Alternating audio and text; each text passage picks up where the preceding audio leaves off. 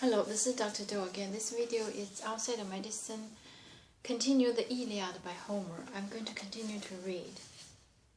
Now, dazzling in all her rich regalia, head to foot, out of her rooms, she strode and beckoned Aphrodite away from the other gods and whispered, "Dear child, would you do me a favor, whatever I might ask? Or would you refuse me, always fawning against me, because I defend Ajib, you the Trojans?" Aphrodite, the daughter of Zeus, replied at once, "Hera, queen of the skies, daughter of mighty Cronus, tell me what is on your mind. I'm eager to do it, whatever I can do, whatever can be done." Quick with treachery, noble Hera answered, "Give me love, give me longing now, the powers you use to overwhelm all gods and mortal men. I'm off to the ends of the fruitful, teeming earth to visit all sin, fountainhead of the gods and Mother Thetis, who nourished me in their house and reared me well. They received me from Rhea when thunder Zeus drove Cronus under the earth and the barren salt sea. I go to visit them and dissolve their endless fold. How long they have held back from each other now, from making love, since eager struck their hearts. But if words of mine could lure them back to love, back to bed, or lock in each other's arm once more, they would call me their honored, loving friend forever." Aphrodite, smiling her everlasting smile, replied, "Impossible words. It's wrong to deny your warm request, since you are the one who lies in the arm of mighty Zeus." With that, she loosed from her breast with the breastband, pierced and alluring, with every kind of enchantment woven through it. There's the heat of the love, the pulsing rush of longing, the lover's whisper, irresistible, magic to make the sanest man to mad, and thrust it into Hera's outstretched hand. She breathed her name in a throbbing, rising voice. "Here now, take this band, put it between your breasts, revising penwork, and the world lies in his weaving. You won't return, I know, your mission unfulfilled, whatever your eager heart desires to do."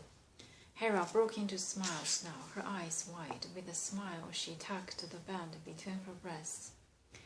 And Aphrodite, the daughter of Zeus, went home, but Hera sped in a flash from Mount Olympus' peak, and crossing Piraeus' coast, the lovely Amalthea rushed on, over the Thracian riders' snowy ridges, sweeping the highest summits, feet never touching the earth, and east of the Athos skimmed the billowing fuming sea, and touched down on Lemnos, imperial Thor's city. There she fell in with Sleep, twin brother of Death, clung to his hand and urged him, called his name. "Sleep, master of gods and immortal man, if you ever listened to me in the old days, do what I ask you now, and you shall have my everlasting thanks. Put Zeus to sleep for me. Seal his shining eyes as soon as I have gone to bed with him, locked in love, and I will give you gifts, a magnificent throne, never tarnished, always glittering solid gold. My own son, Hephaestus, the burly crypt smith, will forge it finely, and under it slide a stool where you can prop your glistening feet and rest, stretching out at the feasts." And the voice of Sleep, the soft, soothing, drifted back, "Hera, Hera, queen of the gods and daughter of mighty Cronus, any other immortal god who lives forever, believe me, I would put to sleep in a wink, even the rolling tides of the great ocean river, the fountainhead that brought them all to birth. But Zeus? Not I. I would not get too close to the son of Cronus, much less put him under, not unless the Father gave the command himself. A commission of yours taught me my lesson once.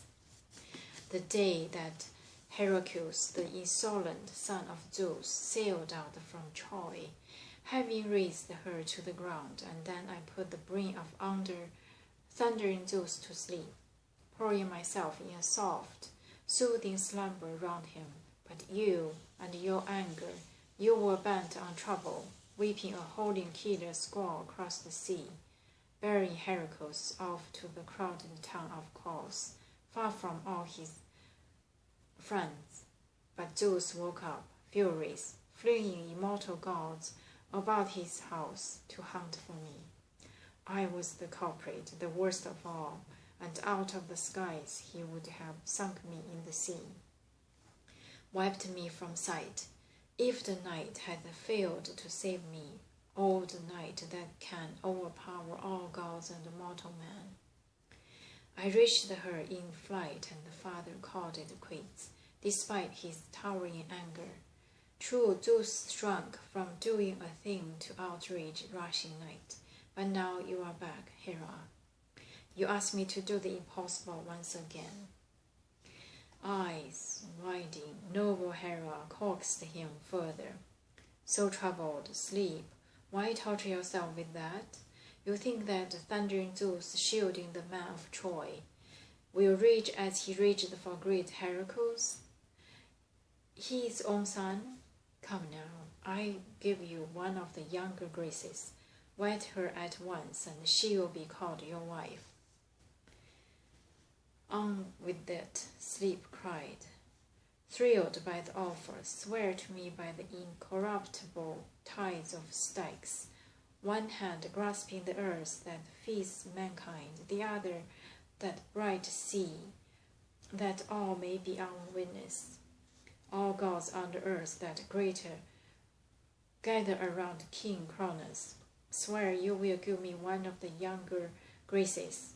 Pathesia, she's the one. All my days I have tossed and turned for her.